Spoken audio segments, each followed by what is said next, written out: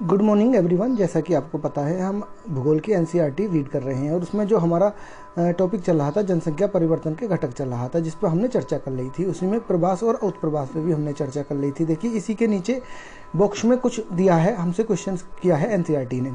क्या क्वेश्चन क्या है इसको देख लेते हैं। क्या आप सोच सकते हैं कि लोग किन कारणों से प्रवास करते हैं? देखिए हमारे लिए क्वेश्चन किया गया है, ये हम बच्चों के लिए क्वेश्चन किया गया है, जो इस पुस्तक को पढ़ रहा है उसके लिए क्वेश्चन किया गया है कि प्रवास के कौन कौन से कारण हैं। क्या आप सोच सकते हैं? तो हाँ, हम सोच सकते हैं। देखिए एनसीईआरटी क्या लिखती है इसके बारे में, हम प्रवास क्यों करते हैं। लोग बेहतर आर्थिक और सामाजिक जीवन के लिए प्रवास करते हैं। देखिए इन्होंने सीधा सीधा कहा कि लोग बेहतर आर्थिक और सामाजिक जीवन के लिए प्रवास करते हैं, जहां लोगों को अच्छे रोजगार प्राप्त होते हैं, उनको आय ज़्यादा प्राप्त होती है, उनको पैसा प्राप्त होता है और उनको साथ साथ सामाजिक जीवन उनका अच्छा होता है। कहने का मतलब ये है कि वहाँ पर उनके साथ किसी भी प्रकार का भेदभाव नहीं होता। तो ऐसे जीवन को प्राप्त करने के लिए लोग प्रवास करते हैं और उन स्थानों की खोज करते हैं जहाँ पर ऐसी कंडीशन पाई जाती हैं। तो प्रवास को प्रभावित करने वाले कारकों के दो समूह होते हैं। देखिए यहाँ समझ लेते हैं कि प्रवास को कौन से दो कारक प्रभावित करते हैं। तो वो दोनों कारक यहाँ नीचे दिए गए हैं, हम पहले उनको पढ़ते हैं और उसके बाद मैं इनको डिटेल में समझाने का प्रयास करूँगा। पहला कारक है हमारा प्रतिकर्ष कारक। देखिए प्रतिकर्ष कारक उस कारक को कहते हैं जो हमें किसी स्थान को छोड़ने के लिए मजबूर करता है। दूसरा है अपकर्ष कारक। अपकर्ष कारक क्या करता है? अपकर्ष कारक हमें अपनी ओर आकर्षित करता है।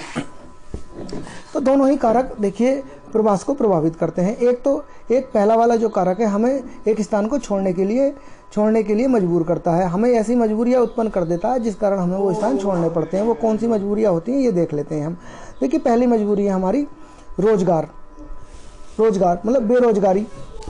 कहने का मतलब है कि हम रोजगार का अभाव पाया जाता है, अर्थात बेरोजगारी रहती है। जिन स्थानों पर बेरोजगारी रहती है अर्थात रोजगार लोगों को नहीं मिल पाता, लोगों को काम धंधा नहीं मिल पाता, लोग उन स्थानों को छोड़ देते हैं। इसी प्रकार रहने सहने की निम्न दशाएं।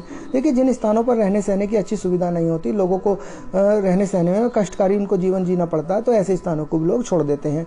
राजनीतिक उपद्रव। देखिए जहाँ पर राजनीतिक अशांति रहती है, लोगों के बीच में झगड़े रहते हैं, तनाव रहता है, एक गुटबाजी रहती है और काफ़ी लोगों को उससे हानि पहुँचती है, तो ऐसी जगह भी लोग रहना पसंद नहीं करते हैं। साथ ही साथ प्रतिकूल जलवायु और प्राकृतिक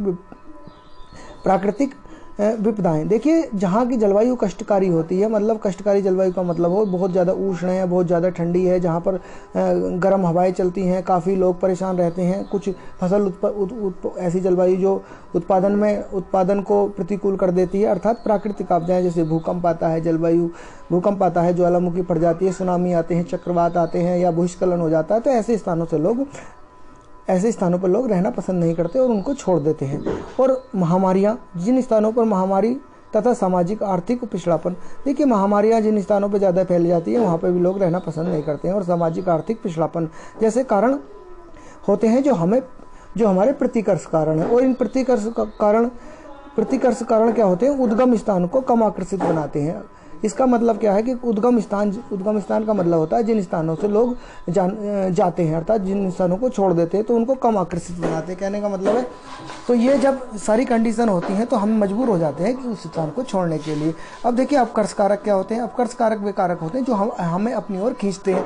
देखिए जहाँ पर काम करने के बेहतर अवसर हमें मिले, नौकरियाँ अच्छी मिले, रहने के लिए घर अच्छे मिले, हमारा सोशल मतलब सामाजिक स्तर अच्छा हो, रहन सहन की अच्छी दशाएं हो, शांति व स्थायित्व हो, वहाँ पर शांति भी पाई जाती है और स्थायित्व भी पाया जाता हो, जीवन व संपत्ति की सुरक्षा की गारंटी हो, अनुकूल जलवायु जैसे कारण गंतव्य स्थान को उद्गम स्थान की अपेक्षा अधिक आकर्षित बनाते हैं। तो कहने का मतलब सीधा सीधा जहाँ पर देखिए ये सारी सुविधाएं हमें उपलब्ध हो जाती हैं वहाँ पर हम रहना पसंद करते हैं। तो देखिए जो हमने दिखाया प्रतिकर्ष कारक हमें धकेलते हैं एक स्थान से और अपकर्ष कारक हमें खींचते हैं, अपनी ओर आकर्षित करते हैं। तो इस प्रकार हम देख सकते हैं कि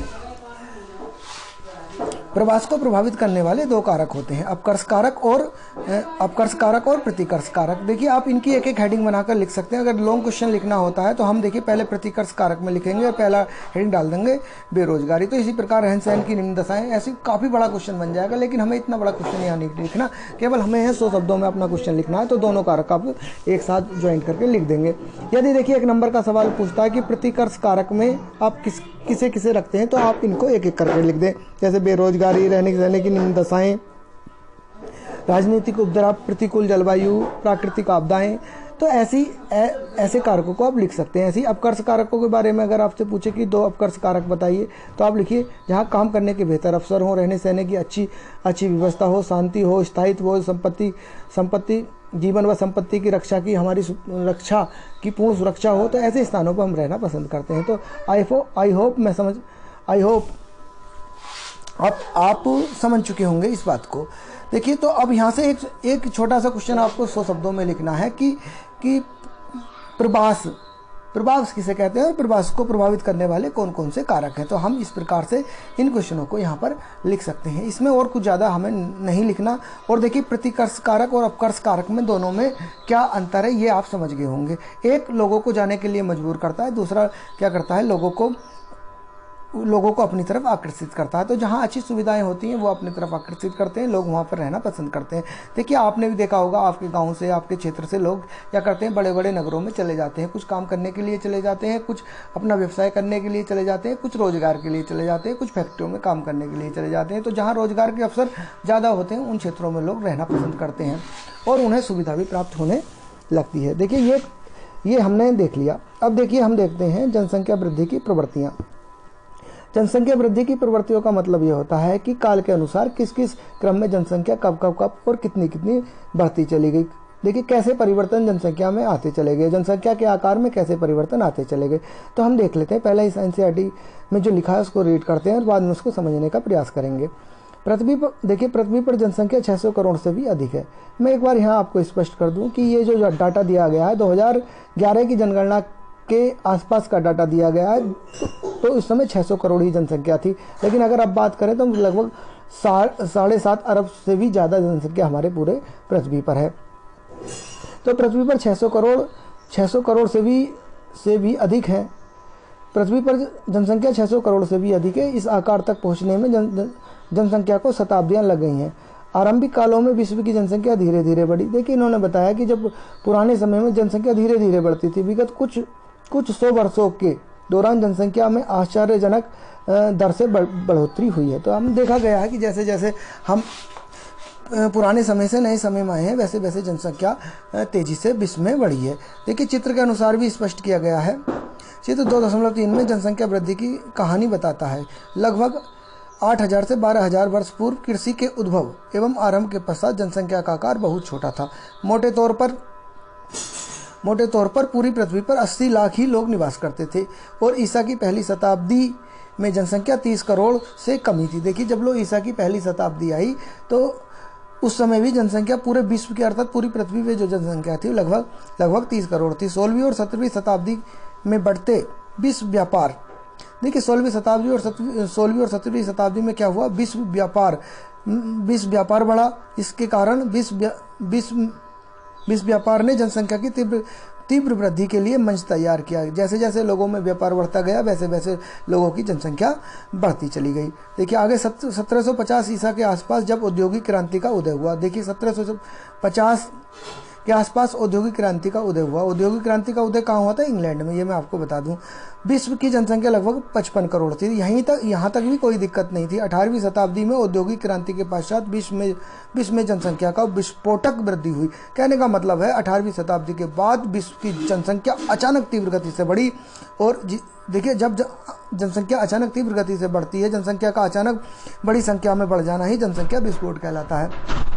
ऐसा नहीं है कि जनसंख्या में यहाँ विस्फोट हो गया। जनसंख्या विस्फोट का मतलब है जनसंख्या बड़ी तीव्र गति से बढ़ी। अब तक प्राप्त प्रौद्योगिकी प्रगति ने जन्म दर को घटाने में सहायता की तथा त्वरित जनसंख्या वृद्धि करने के लिए मंच तैयार किया गया। देखिए, अब वर्तमान में क्या है, जो हमारे पास नई नई टेक्नोलॉजी है उसके कारण हम क्या कर रहे हैं, जनसंख्या को कंट्रोल में ला रहे हैं तथा त्वरित जनसंख्या वृद्धि के लिए मंच तैयार कर दिया है। कहने का मतलब है कि जब औद्योगिक विकास के साथ क्या होता है, जनसंख्या में कमी के अवसर भी देखे जाते हैं और एक बड़ी जनसंख्या होने के कारण छोटी जन्म दर भी बड़ी जनसंख्या को बढ़ा देती है। तो इस प्रकार हम देख सकते हैं कि जनसंख्या कैसे कैसे विश्व में बढ़ी है। आगे देखिए, इसके बारे में क्या खास बात दी है। देखिए, ये आपको ग्राफ के द्वारा समझाया गया है और मैं इस ग्राफ के बारे में आपको बता दूं। देखते हैं, ग्राफ थोड़ा सा हट गया है हमारे देखिए ये ग्राफ हमारा आया 2.3 ग्राफ क्या है, देखिए हमें कैसे बता रहा है। देखिए वर्तमान से लगभग 12,000 वर्ष पूर्व की अगर अवधि हम देखें तो जनसंख्या का ग्राफ देखिए आप बहुत धीरे धीरे उठ रहा है। और देखिए अगर हम बात करें जनसंख्या विश्व में आरंभ में, तो एक अरब जनसंख्या भी देखिए 1600 ईस्वी तक लगभग 0.5 और एक अरब जनसंख्या लगभग 1750 ईस्वी के आसपास हुई। देखिए जैसे जैसे 18वीं शताब्दी और 19वीं शताब्दी और 2000 शताब्दी आई, तो देखिए 18वीं शताब्दी के बाद देखिए अचानक ग्राफ उठ गया, बिल्कुल देखिए अचानक ग्राफ उठ गया। अरबों में जनसंख्या देखिए 2, 3, 4 अरब हो गई, और देखिए 2000 में बढ़कर कितनी हो गई, 6 अरब हो गई। तो देखिए इतने समय में, काफ़ी समय में तो जनसंख्या बहुत धीरे धीरे बढ़ी है। और लेके जो हमारी अब शताब्दी आई हैं 19वीं शताब्दी और 20वीं शताब्दी में देखिए पूरे विश्व की जनसंख्या तीव्र गति से बढ़ती चली गई है। कारण क्या है, देखिए अब परिवहन के साधन बढ़ गए हैं, साफ सफाई, चिकित्सा बढ़ गई है, जैव प्रौद्योगिकी बढ़ गई है, और सूचना और कंप्यूटर के जैसे जैसे साधन बढ़े हैं, लोगों का लाइफ स्टाइल अच्छा हुआ है, तो जनसंख्या में तीव्र गति से बढ़ोतरी हुई है। देखिए जैसे ये यहाँ पर देखिए स्केल दिखाया गया है। देखिए एक अरब तक की जनसंख्या 1830 तक 1 अरब की जनसंख्या थी। देखिए अब 1930 तक क्या हुआ, 100 वर्षों में देखिए जनसंख्या होगी दुगनी हो गई। अब देखिए यहाँ देखा 1830 से 1930 तक की बीच की 100 वर्षों में जनसंख्या कितनी होगी, 1 अरब से बढ़कर दुगनी हो गई। देखिए अगले 30 वर्षों में जनसंख्या दोगुनी, देखिए 3 अरब हो गई। एक अरब और जनसंख्या केवल 30 साल में बढ़ गई। अगर देखते हैं 1960 से 1975 के बीच, तो केवल 15 वर्षों में जनसंख्या 1 अरब बढ़ गई। और आगे हम देखते हैं 1975 से 1987 केवल 12 वर्षों में ही जनसंख्या 5 अरब होगी, 1 अरब की और वृद्धि होगी। और 1987 से 1999 तक की 12 वर्ष की अवधि में देखें तो जनसंख्या फिर 1 अरब बढ़ गई। तो देखिए पहले क्या था कि पॉपुलेशन कम थी और जनसंख्या धीरे धीरे, मतलब दर ज़्यादा होने के बाद भी धीरे धीरे बढ़ रही थी, लेकिन जैसे जैसे जनसंख्या बढ़ती गई तो कम ही समय में जनसंख्या दुगनी होती चली गई। देखिए पहले देखिए 100 वर्षों में दुगनी हुई, 100 वर्षों में जनसंख्या दुगनी हुई, और इसके बाद देखिए अगर बात करें 30 वर्षों में जनसंख्या दुगनी हो रही, फिर 15 वर्षों में, फिर 12 वर्षों में जनसंख्या लगभग एक अरब जनसंख्या बढ़ती चली गई। देखिए विश्व जनसंख्या के प्रति 1 अरब तक बढ़ने में लगे वर्षों की संख्या। तो इस बात को हम ध्यान रखेंगे, और हम अपने आंसर में इस टेबल को मेंशन भी कर सकते हैं। तो आप एक तरफ क्या बनाएं, समय बनाएं, और एक तरफ क्या बताएं, दिखाएं, जनसंख्या दिखाएं विश्व की अरब में, और इस तरह से एक डायग्राम आप बना सकते हैं। ये हमें ये समझाता है कि देखिए पहले धीरे धीरे जनसंख्या बढ़ी, और जैसे ही ये 19वीं और 20वीं